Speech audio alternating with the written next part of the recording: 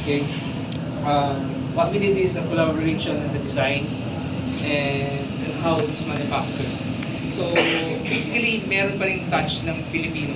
So because it's not 100% din naman. Although it's made in the USA na talaga siya. So, but as a Filipino engineer, we still put some ideas, collaborate with them, and exchange some ideas on how it's gonna work. What's the good in the 5.0? It's really a proprietary design because it has a round system.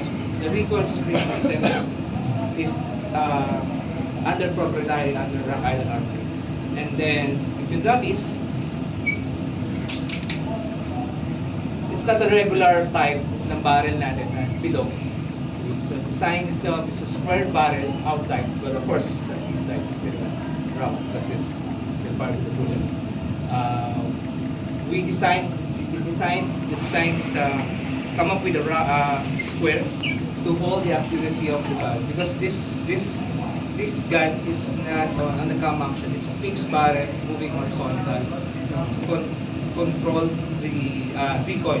So much felt recoil because it's a low profile barrel.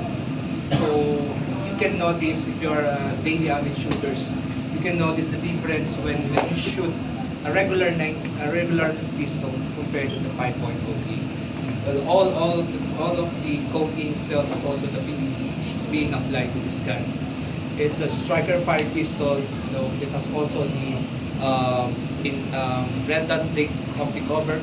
Ready na siya when just have to remove the cover plate, then replace different types of red dot.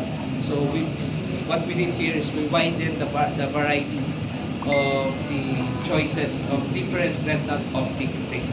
So this one is already available. So also hope you like when you shoot it later. Now for the long arms, of course for the rifle, we're very happy to announce that the Arms for Global Defense is now we're making on the long firearms. Because before, Arms for Global Defense started also the rifle, but in a small caliber. Now we are very proud to announce to guys, to let you know guys that Arms for Global Defense is now moving now, and we are really can do we have the capability to make or to fabricate such as firearms that we are seeing abroad.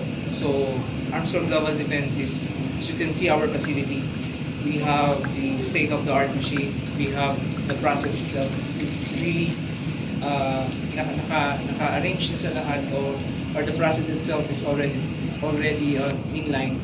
So really we have the capability to do such as doing the firearms like this.